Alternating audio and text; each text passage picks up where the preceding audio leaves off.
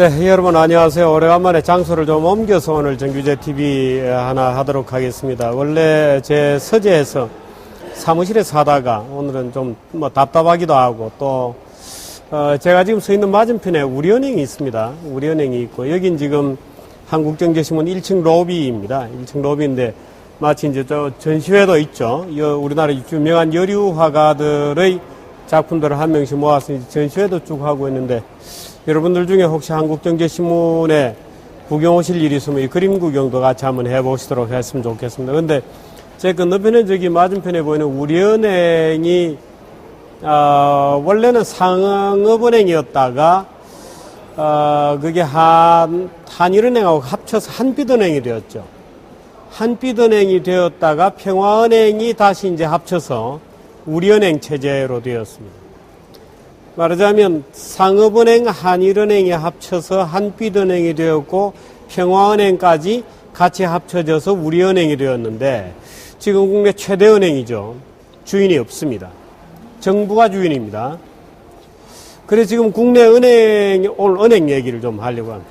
국내 은행이 보면 우리은행이 있고 그 다음에 국민은행, 신한은행, 그 다음에 이제 하나금융그룹 이렇게 되어 있습니다. 그래서 다 금융지주회사 체제로 되어 있고, 그 밑에 이제 모은행이 있죠. 그러니까 모은행이 우리은행, 국민은행, 신한은행, 하나은행이 있고 그 위에 지주회사 체제로 쭉 되어 있습니다. 마침 제가 우리은행 지금 얘기를 설명을 드렸는데 뭐 우리은행뿐만 아니고 예를 들어서 조흥은행,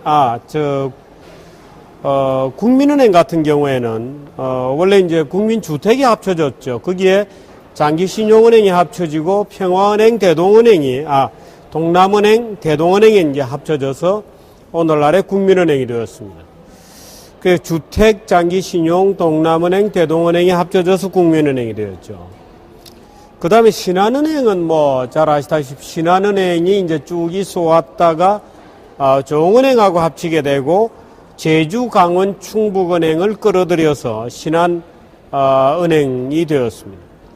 그 다음에 하나은행은 이제 하나, 호람, 서울이 이제 합쳐졌고, 거기에 충청은행이, 조인을 하게 되어서 하나금융그룹이 되었고, 거기에 이제 론스타로부터 외환은행을 넘겨받아서 하나의 금융그룹이지만, 하나, 외환 두 개 은행 체제를 유지하고 있는 것이 지금 이제, 하나은행 금융그룹이죠. 그 다음에 이제 은행으로 따지면, 그러니까 뭐 우리 국민 신한 또 하나 그다음에 이제 외환은행 하나에 들어간 외환은행 그다음에 SC제일은행이 있고 그다음에 시티은행이 있습니다. 그렇게 되면 이제 국내 은행이 전부 다 합쳐서 7개 은행 체제가 됩니다. 4개 금융지주회사 체제가 있고 SC제일은행은 외국계, 시티은행도 외국계죠. 원래 제일은행이 조상제한이라 그럽니다. 종은행, 상업은행, 제일은행, 한일은행의 순서로 이제 원래 덩치가 돼 있고, 그래서 제일은행이 굉장히 큰 회사였습니다만은 아주 엑셀런트한 회사였죠. 근데 그 제일은행이 지금 SC제일은행이 스탠다드 차트드에 인수되어서 SC제일은행이 되면서, 여러분들은 뭐라 그럴까요? 마치 저축은행 비슷한 사이즈로 자꾸 줄어드는, 원래 스탠다드 차트드에 팔 때, 또 뭐 HSBC에 팔려고 할 때, 또는 뭐 론스타에 팔 때, 뭐 이런 때 되게 이제 국내 금융기관들이 우물한 개구리다. 외국 금융기관에 매각하면 뭔가 국제화되지 않겠는가 하고 SC제일은행에 팔았었는데 국제화는커녕 오히려 역효과가 난 거죠. 그래서 실제로 SC은행 같은 경우에서 이제 경우는 스탠다드 차터드는 한국에 와서 한국 기업들, 은행들의 경영 기법을 배우고 그렇습니다. 제가 지금 이제 개략적으로 말씀드렸습니다만은 상업은행하고 한일은행이 합쳐진 게 2002년도였습니다. 그러니까 1997년도 외환위기가 터진 이후에 이제 외환위기 과정이 좀 수습이 되고 바로 이제 은행 구조조정이 시작이 되었는데 그때가 2002년도였습니다. 그러니까 올해 2012년이니까 꼭 10년이 되었죠. 제가 오늘 금융에 대해서 얘기하고자 하는 것은 지난 10년 동안의 우리나라 금융 정책에 대해서 여러분들께 얘기를 좀 같이 하고 과연 그런 금융이 과연 무엇인가 하는 그런 고민들을 같이 좀 해보려고 합니다. 지금 제가 쭉 이제 불려드렸습니다만 아시다시피 대동은행, 동남은행, 또 뭐 지금 남아있는 부산은행 같은 경우가 있습니다만은 거의 뭐 충청은행, 부산은행, 광주은행만 지금 독자적으로 남아있고 나머지 대부분의 지방은행들이 전부 통폐합이 다 되었습니다. 그래서 중앙 차원에서 보면 4대 이제 금융주주로 되어 있고 4대 금융주주 회장이 예를 들어서 뭐 어윤대 회장 또 김성유 회장이 이제 김정태 회장으로 바뀌었습니다만은 그렇게 해서 이제 또 그동안 은행들이 분란이 굉장히 많았죠. 신한은행 같은 경우에는 뭐 행장과 회장이 아주 치열하게 싸워서 뭐 아직도 소송이 진행 중이고요. 김성유 회장은 지금 물러났습니다만 하나금융그룹에서 만든 하나고등학교 문제 가지고 노동조합하고 또 지금 뭐 분란이 일어나 있고 문제는 이 4개 은행에 주인이 없다는 겁니다. 그러니까 원래 우리나라 지방은행까지 없어서 시중은행이라고 할 만한 게 좀 뭐 16개가 있었는데 거의 지금 7개로 다 통폐합이 되어 버렸거든요. 그래서 2002년도부터 여러분들이 기억하실지 모르겠습니다만 노무현 정부 들어와서도 뭐 서울을 금융허브로 만든다 하는 여러 가지 이제 정책이 있었고 그래서 그 정책 금융산업을 대형화한다. 그 다음에 외국 자본을 끌어들인다 하는 두 가지를 가지고 국내 낙후된 금융산업을 완전히 선진국 수준으로 끌어올려서 금융 부분에서도 삼성전자 같은 회사를 만들어내야 되겠다. 뭐 삼성전자는 정부가 만들어낸 게 아닙니다, 전혀. 이런 이제 삼성전자는 오히려 정부가 반도체라는 것이 무엇인지 몰랐기 때문에 컸다 이런 얘기가 있다는 것도 뭐 같이 말씀드려야 되겠는데요. 그래서 왜 금융은 삼성전자가 없나 하고 우리나라 관료들이 전부 달려붙어서 금융을 통폐합하고 통폐합한 다음에 거기에다가 방카슈랑스 몰아줬죠. 뭐 각종 뭐 유가증권 관련된 상품을 팔 수 있도록 소위 금융의 통합 그러니까 보험과 증권을 전부 은행에서 다 팔 수 있도록 말하자면 금융상품 전부를 은행으로 몰아준 겁니다. 그래서 금융산업의 수익을 수수료 중심으로 바꾼다는 기치하에 수수료가 다락같이 올라가게 되죠. 그리고 이제 예대마진대로 커지고 뭐 당연히 은행이 4개밖에 살아남지 않았으니까 우리 국민 신한 하나밖에 이제 살아남지 않았죠. 그러니까 이 4개 소위 뭐 일부에서는 사천왕이라고 부르기도 하고 하는 이 4개 은행이 소위 이제 과점 체제를 형성하면서 거기에다가 증권 업무 받았죠. 또 보험 업무까지 방카슈랑스 은행 창구에서 바로 보험 상품을 팔 수 있도록 해주면서 은행들이 이익이 폭발적으로 늘어난 겁니다. 근데 문제는 그렇게 10년 동안 대형화를 위해서 지방은행 다 문 닫고 중앙은행에 몰아주고 4개로 통폐합을 다 해줬는데도 왜 우리나라 은행은 늘 아직도 뭐 세계 100대 안에 들어가는 은행도 없고 한마디로 웃기느냐. 오히려 금리 담합이나 하고 시리금리 담합해서 뭐 난장판 됐죠. 뭐 또 붕어빵 상품들 팔죠. 가계대출 잔뜩 늘려서 천조 가계부채 만들어 놓고 국민경제를 위협한다는 얘기가 나오죠. 뭐 하우스포 양산하는데 전부 주택대출이나 드립다 늘려서 온 국민을 하우스포로 만든다는 지경으로까지 그야말로 땅 짓고 헤엄치기식의 영업을 해왔다. 그 하는 것이 지금 우리 은행에 던져져 있는 대형화 정책 10년, 은행 구조조정 10년의 결과다. 무엇이 잘못되었는가? 무엇이 잘못되었는가? 그 외국이라고 했던 것은 다 외국 자본들이 뭐 SC제일은행 가져가고 돈을 많이 해주고 했지만 SC제일은행 같은 경우는 오히려 마치 저축은행 같이 아주 오히려 줄어들었어요. 자, 무엇이 문제인가? 제가 여기까지 얘기하면 우리나라 금융사람은 앞이 안 보인다. 구제불능이다. 뭐 이런 얘기를 우리는 할 수밖에 없는데 그래서 급기야는 국책은행이든 산업은행, 산업은행은 원래 뱅크가 아닙니다. 개발기구입니다. 디벨롭먼트 뱅크입니다. 말하자면 우리가 세계은행을 은행이라고 안 보듯이 개발기구이죠. 그러니까 디벨롭먼트 인스티튜션인데 거기 이제 세계은행이라는 말에 은행이라는 말을 붙여놓듯이 세계은행은 은행 장사하는 곳이 아닙니다.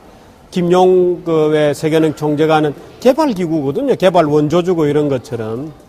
근데 그 산업은행이 은행이라는 이름을 달고 착각을 시켜서 마치 저축은행의 은행이라는 이름을 달아가지고 착각을 시켰듯이 산업은행의 은행이라는 이름을 달고 디벨롭먼트 인스티튜션을 디벨롭먼트 뱅크라는 이름을 달고 점차 은행으로 바뀌고 지금은 산업은행 자체가 완전 은행이 되어버렸어요.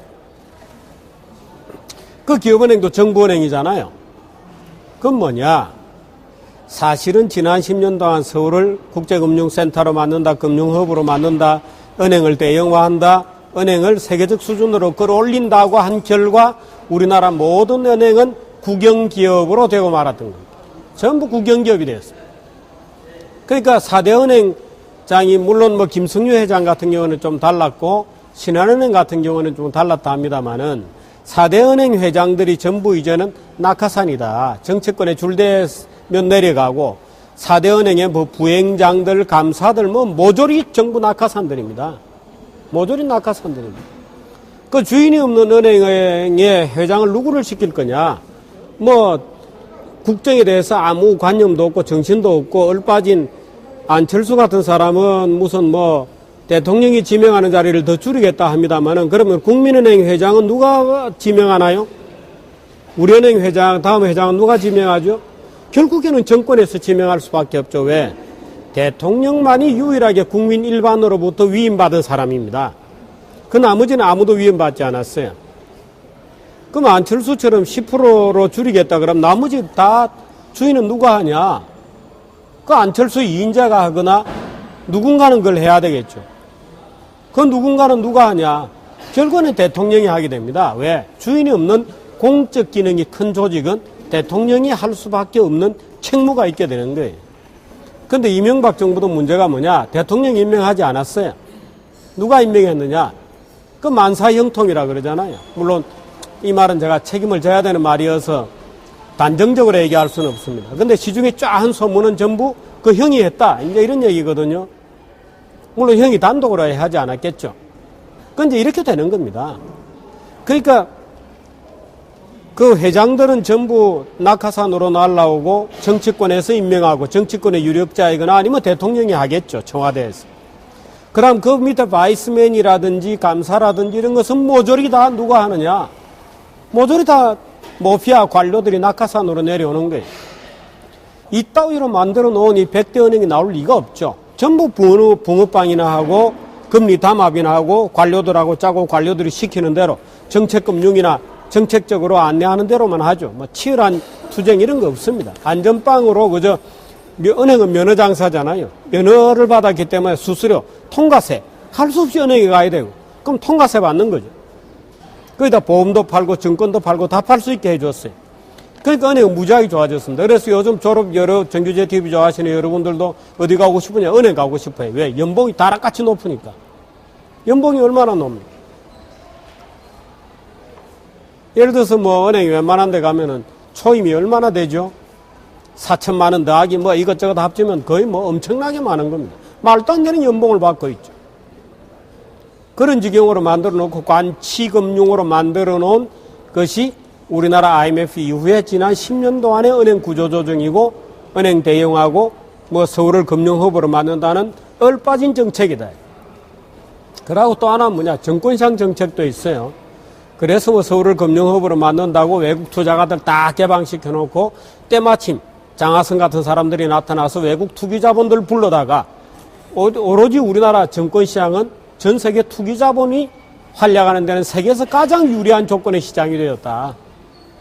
그게 오늘날 우리 은행의 문제고 금융의 문제다. 은행의 문제고 정권시장의 문제다. 은행 1차 금융시장도 그렇고 정권시장이라고 하는 직접금융시장도 아주 괴멸 상태에 이르는 겁니다. 투기자본 마음대로죠. 투기자본들이 들락거리고 QE, 미국에서 QE3를 한다 안 한다 할 때마다 환율이 따라같이 들락거리는 나라는 우리나라밖에 없다. 이렇게 엉터리를 만들어 놓은 게 뭐냐? 지난 10여 년 동안의 은행 대형화 정책이고 자본시장 육성 정책이라고 하는 아주 우스꽝스러운 무슨 소액주주를 육성한다는 이름으로 정권시장에조차 주인의 대주주의 영향력을 삭감해왔던 일종의 사회주의적 정책이 있어왔던 거다. 그게 지금의 우리 금융시장의 문제다. 그런데 문제는 최근에 무슨 경제민주화다 뭐다 해서 제2금융권에도 계열분리 명령제를 한다지 않았습니까? 그 계열분리 명령제를 뭐냐? 재벌에서 떼내라. 제2금융의 정권보험도 이제는 주인을 없애버리겠다는 작당을 또 정치권에서 내놓고 있는 거예요. 작당을. 거기까지 낙하산을 내려다보내고 싶은 거예요. 낙하산을 내려다보고 싶어서 어쩔 줄을 모르는 거기에까지 금융이라는 이름으로 또 주인을 없애버리고 사회주의적 이금융권 체제로 만들어가겠다는 것이 지금 정치권에서 내놓고 있는, 특히 뭐 안철수다 문재인이다 하는 데서 내놓고 있는 계열분리 명령제이고 금융시장에 대한 기본적인 시각이다 이겁니다. 투기꾼들이 마음대로 해먹죠. 그럼 이제 제2금융권까지 외국 자본들이 다 침투해서 엉망을 만들어버릴 겁니다. 제가 약간 목소리가 높아졌는데요. 여기 장소가 좀 이 사무실 같이 그렇지 않고 공간이 좀 넓어져 있어서 내 목소리가 좀 잘 안 들려요. 사람도 많고 뭐 그렇습니다. 그래서 열을 조금 받았는데, 그래서 사실 우리가 이 낙하산, 관치금융, 주인이 없는 금융회사를 만들어 놓은 결과가 지난 10여 년 동안에 관치금융의 완성이요, 은행의 독재 품은행이죠. 전부 뭐 금리 담합에다가 뭐 난장판이잖아요. 제2금융권까지 지금 그렇게 만들려고 하는 어떤 무식한 획책, 무지에 기반한 획책이라 할까요? 자기가 뭘 하고 있는지 모르는 겁니다. 예를 들면 우리나라 은행들이 키코를 많이 팔았잖아요. 중소기업들 다 무너뜨린 키코. 그 키코를 팔면서도 키코가 무슨 상품인지도 모르고 팔았다는 게 지금 속속 드러나고 있어요. 뭐 하는지 모르는 겁니다. 지금 제2금융권에 대해서까지 뭐 계열분리 명령제를 하겠다 어쩌겠다 하는 이 사람들이 그랬을 경우에 나중에 어떤 결과를 낳을지를 모르고 있는 겁니다. 자기는 선의로 할 수도 있겠죠. 야, 재벌이 잘못한 거 있으면 혼내줘야 된다. 재벌이 고객의 돈 가지고 까불면 안 된다. 그렇게 해서 지금도 그 규제가 다 있거든요. 그래서 말 안 들으면 계열에서 분리시켜서 시장에 팔도록 해야 된다. 팔았을 경우에 나중에 어떻게 되냐? 팔았을 경우에 어떻게 되냐? 다 거기도 이제 자기 딴엔 잘한다고 하는 것이 한 10년 지나 보면 점차 엉망이 되어가는 겁니다.